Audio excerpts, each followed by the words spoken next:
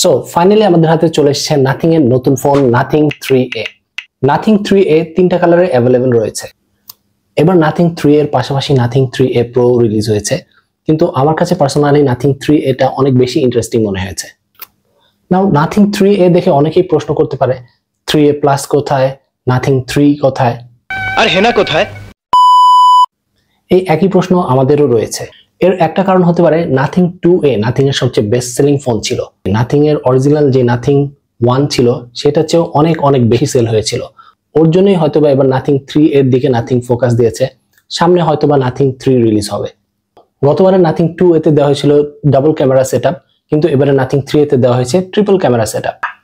ব্যাকে দেওয়া হয়েছিল প্লাস্টিক, এবার তার বদলে দেওয়া হয়েছে গ্লাস, এবং এতে সম্পূর্ণ নতুন একটা প্রসেসর দেওয়া হয়েছে Snapdragon 7+ Gen 3। So brand new processor, brand new camera setup, অনেক নতুন নতুন জিনিস এবার নাথিং তাদের এই নতুন 3 সিরিজে দিয়েছে।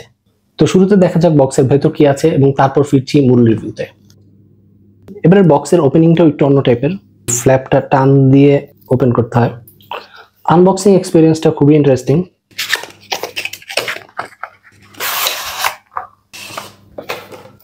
আলাদা একটা টেক্সচার আমরা এখানে দেখতে পাচ্ছি, একটা বইয়ের মতো এটা ওপেন হয়। একটা ফোন রিভিউ করার সময় প্রত্যেকবারই আনবক্সিং করা হয়, এবং আমার কাছে একটা ফোনের রিভিউয়ের এই আনবক্সিং এক্সপিরিয়েন্সটা সবচেয়ে বেস্ট লাগে। বক্সের ভেতর আছে type C to type C একটা কেবল, কিছু পেপারস,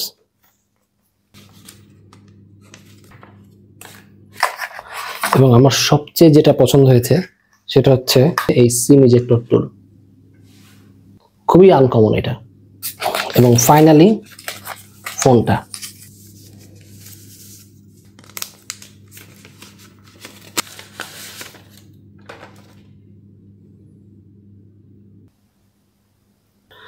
নাথিং 2A এই ফোনটা নিয়ে অনেকেরই কমপ্লেন আছে। এটা অন করার পর স্পেশালি ইন্ডিয়ান ভ্যারিয়েন্ট গুলোতে একটা মেসেজ আসে, please insert a valid Indian SIM. আমার এই ডিভাইসটা অলরেডি চেক করে আনা হয়েছিল, সো কেনার আগে অবশ্যই আপনাদেরকে সাজেস্ট করব এই প্রবলেমটা নিয়ে আপনার শপ ওনারের সাথে কথা বলে নেবেন। তো যাই হোক, এটাও স্টার্ট করার পর ইনিশিয়ালি ওই একই মেসেজ দেয়, please insert a valid Indian SIM. So আমি যেটা করেছি, এটা কানেকশন আছে এরকম একটা সিম, এটাতে ইনসার্ট করে অন করলে এই মেসেজটা আর শো করে না, এটা নর্মালি অন হয়ে যায়। সো এই হচ্ছে ডিভাইসটা। এবার যে তিনটা কালার রিলিজ হয়েছে তাদের মধ্যে এই ব্লু কালারটা আমার সবচেয়ে বেশি পছন্দ হয়েছে। সো কথা বলা যাক ডিজাইন নিয়ে। গতবারে নাথিং 2 এর ডিজাইনের তুলনায় এবার নাথিং 3A তে বেশ কিছু চেঞ্জেস আনা হয়েছে। গতবারে নাথিং 2 এর ব্যাক সাইডটা কিছুটা আপলিফট করা ছিল, যার কারণে ইন হ্যান্ড ফিল ছিল বেশ ভালো। সেই তুলনায় নাথিং 3 এর ইন হ্যান্ড ফিলটা অতটা ভালো লাগেনি আমার কাছে। গতবারে নাথিং 2A তে দেওয়া হয়েছিল প্লাস্টিক ব্যাক এবং সাইডের ফ্রেমটাও ছিল প্লাস্টিকের। এবারে সাইডের ফ্রেমটাও যদিও প্লাস্টিকের, কিন্তু এবার ব্যাকে দেওয়া হয়েছে গ্লাস ব্যাক। তবে সাইডের এই প্লাস্টিক ফ্রেমের বদলে যদি গ্লাস ফ্রেম দেওয়া হতো তাহলে এক্সেলেন্ট হতো। সাইডের পাওয়ার বাটন, ভলিউম রকার সবই ব্ল্যাক কালারের। এটা যদি হোয়াইট বা রেড কালারের হতো তাহলে জিনিসটা আরো ফুটে উঠতো। তবে এবার যে তিনটা কালার রিলিজ হয়েছে তাদের মধ্যে এই ব্লু কালারটা আমার সবচেয়ে বেশি ভালো লেগেছে। অনেকেরই ব্ল্যাক কালারটা ভালো লাগে, কিন্তু সত্যি কথা বলতে এই ব্লু কালারটা একদমই আনকমন। ব্যাকের এই গ্লিফ ইন্টারফেসটাতেও কিছু চেঞ্জেস আনা হয়েছে। গতবারের ব্যাকের একটা গ্লিফ ইন্টারফেস ছিল একদম স্ট্রেট, কিন্তু এবার এই তিনটা লাইটের মধ্যে তিনটাই বাঁকানো। দেখে মনে হয় এই তিনটা লাইটই ক্যামেরাকে ফোকাস করছে। উপরে দেওয়া হয়েছে ফ্ল্যাশ লাইট। ইন্টারনাল ডিজাইনটা খেয়াল করলে গতবারের তুলনায় বেশ কিছু চেঞ্জেস আনা হয়েছে। কাইন্ড অফ মনে হয় যেন মনে যেটা হয়েছে উপরে ফ্ল্যাশ লাইট একদিকে একটু ভিন্ন টাইপের ডিজাইন করার জন্য ইচ্ছা মতো এক একদিকে এক একটা বসায় দিছে। তবে যাই হোক, এই সবকিছুর পরেও ডিভাইসটা হাতে নিলে ডেফিনেটলি কুল দেখা যায়। গতবারে নাথিং 2A টা কিছুটা রাউন্ডেড কর্নার ছিল, কিন্তু এবারে নাথিং 3 এর কর্নার গুলোতে কিছুটা স্কোয়ারিশ একটা ভাইব আছে। ক্যামেরা মডিউলটার দিকেও যদি খেয়াল করেন দেখবেন দুইটা ক্যামেরা লেন্স পাশাপাশি, আবার একটাকে একটু দূরে সরিয়ে দিয়েছে, অর্থাৎ টেলিফোটো লেন্সটাকে স্লাইটলি পাশে চাপিয়ে আলাদা করে দিয়েছে। তবে এই প্রাইস রেঞ্জের টেলিফোটো লেন্স দেওয়াটা সত্যি আমার কাছে খুব অ্যামেজিং মনে হয়েছে। সেটা নিয়ে পরে কথা বলছি। যাই হোক, নাথিং এর ফোন, গ্লিফ ইন্টারফেস তো থাকবেই, ট্রান্সপারেন্ট ব্যাক সবকিছুই আছে। নাথিং ফোন যেরকম হয় খুবই আনকমন একটা ভাইব থাকে নাথিং ফোনে। এই গ্লিফ ইন্টারফেসটা রিংটোন নোটিফিকেশন আসলেও জ্বলে ওঠে, টাইমার সেট করলেও জ্বলে ওঠে, ভলিউম আপ ডাউন করলেও ওইটার ইন্ডিকেটর হিসাবেও এটা দেখায়। গান শুনলেও তখনও এই গ্লিফ ইন্টারফেসটা জ্বলে ওঠে। টর্চ আছে, প্রোগ্রেস বার হিসাবে ব্যবহার করা যায়। ফ্লিপ করলেও গ্লিফ জ্বলে ওঠে, মিউজিক শুনলেও গ্লিফ জ্বলে ওঠে। সো মোট কথা গতবারে নাথিং এ যে সব গ্লিফ ফিচার্স ছিল তার সবকিছুই এবার নাথিং 3A তে আছে। সত্যি কথা বলতে খুব আলাদা অ্যাডিশনাল কিছু অ্যাড করেনি ডিভাইসটাতে, এবং লক্ষ্য করার মতো তেমন কিছু চেঞ্জ নেই বলতে গেলেই চলে। ওদের কনসেপ্টটা যেটা হচ্ছে যে জিনিস যেটা ভালো সেটা চেঞ্জ করার আসলে দরকার কি। আই গেস নাথিং সেই ফর্মুলাতেই এবারে নাথিং 3 এটা রিলিজ করেছে। এর ওয়েট গতবারের মতোই 195 থেকে 200 গ্রামের মধ্যে। IP64 রেটিং পাচ্ছি এতে আমরা, অর্থাৎ হালকা পাতলা পানির ছিটা এটাতে দিতে পারবেন কিন্তু পানিতে ডুবাতে পারবেন না। গতবারে দেওয়া হয়েছিল IP54 রেটিং, সো সেই হিসাবে এটা একটা আপগ্রেড বলা চলে। বাইরের দিক দিয়ে গতবারে নাথিং 3 এর সাথে অনেকই মিল রয়েছে। পাওয়ার বাটন দেওয়া হয়েছে রাইটে, ভলিউম রকার্স দেওয়া হয়েছে ডিভাইসটার লেফটে, নিচে টাইপ সি আছে, স্পিকারস আছে, কিন্তু দুইটার দিকে পার্থক্য রয়েছে। এটা প্রোর চেয়ে অনেকাংশে বেটার। এখানে আপনি নর্মাল দুইটা ন্যানো সিম ভরতে পারবেন, তাছাড়াও আপনি এটাতে ই সিমও ব্যবহার করতে পারবেন। এই ই সিম 3A প্রোতেও কিন্তু দেওয়া হয়নি। তবে গতবার একটা জিনিস ছিল না যেটা এবার অ্যাড করা হয়েছে, যেটা হচ্ছে পাওয়ার বাটনের নিচে একটা অ্যাডিশনাল বাটন অ্যাড করা হয়েছে। আপনাদের মনে প্রশ্ন আসতে পারে যে এই বাটনটা আসলে কিসের, এর কাজ কি? আমার মনেও এই একই প্রশ্ন এসেছিল। এটা কি ক্যামেরা বাটন, এটা কি গেম খেলার বাটন? না, এটা ওরকম কিছুই না। এই বাটনটার আসলে নাথিং কোনো নাম দেয়নি, এটাকে স্ক্রিনশট বাটন বলা যেতে পারে। এটা প্রেস করলে স্ক্রিনশট নেয়, চাইলে সেই স্ক্রিনশটে আপনি নোট লিখতে পারেন অথবা আপনার ভয়েস মেমোও দিতে পারবেন, এবং এটা ডাবল ট্যাপ করার পর সেই স্ক্রিনশটটা সেভ হয়ে থাকে, যেন আপনি চাইলে পরে সেটা চেক করতে পারেন।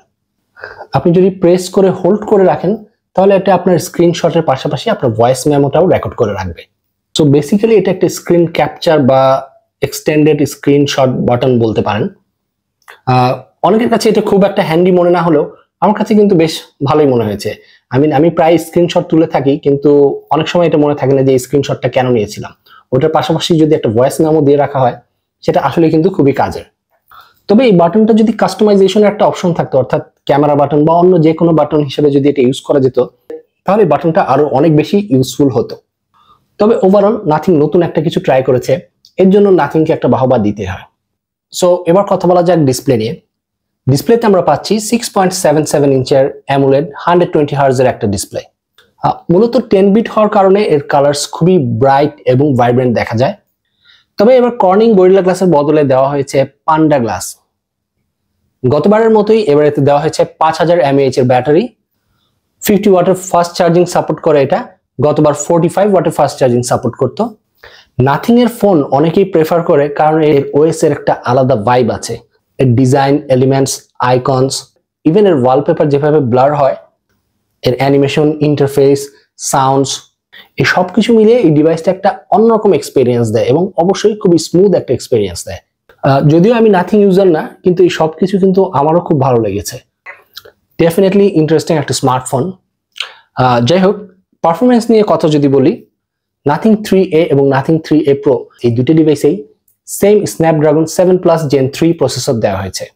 খুবই সলিড একটা প্রসেসর, স্পেশালি এই প্রাইস পয়েন্টে আমি বলবো খুবই ভালো একটা প্রসেসর। কিন্তু সমস্যা যেটা হচ্ছে, আগের বারের যে মিডিয়াটেক প্রসেসর দেওয়া হয়েছিল সেই প্রসেসরে গেমিং সেটিং এ অনেক অপশনস আনলক ছিল, সেই তুলনায় এই 7+ Gen 3 তে অনেক সেটিংই এখনো আনলক করা।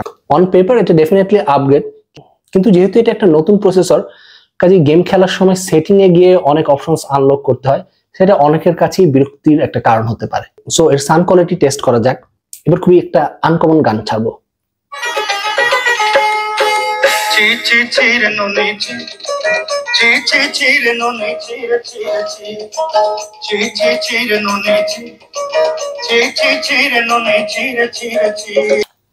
সো কেমন লাগলো সাউন্ড কোয়ালিটি?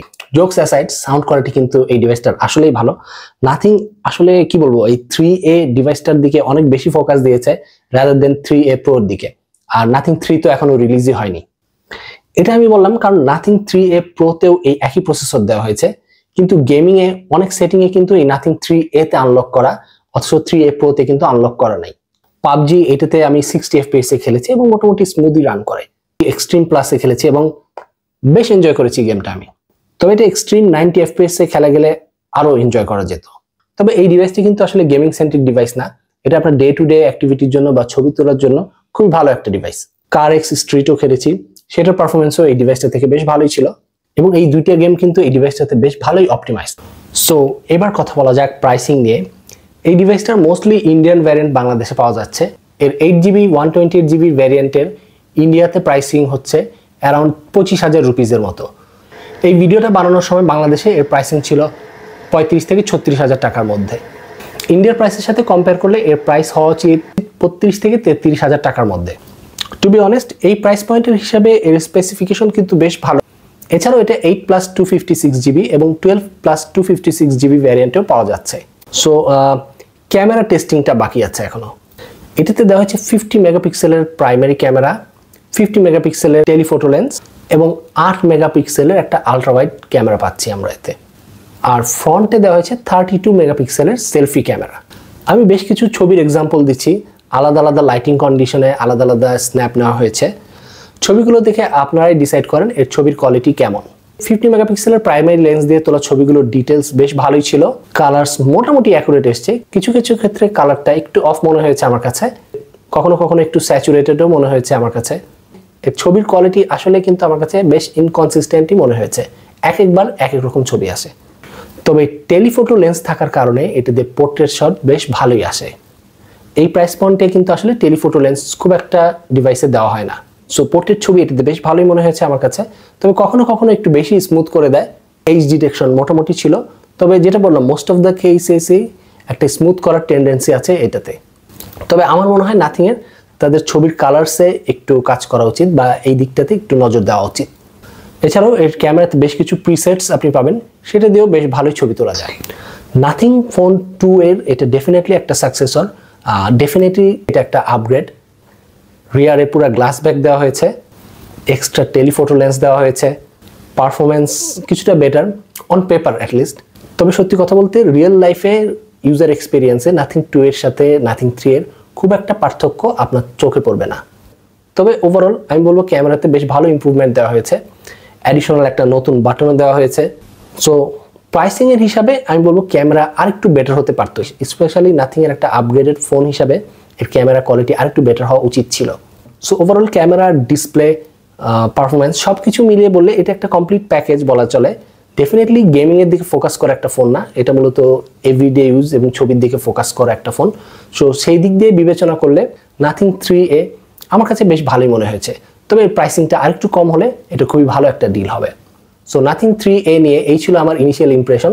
ভিডিওটা ভালো লাগলে অবশ্যই লাইক এবং শেয়ার করবেন, আর চ্যানেলটিতে নতুন হয়ে থাকলে প্লিজ ডু সাবস্ক্রাইব। সো আজকের মতো বিদায় নিচ্ছি, দেখা হচ্ছে নেক্সট কোনো ভিডিওতে। সবাই ভালো থাকবেন, সুস্থ থাকবেন।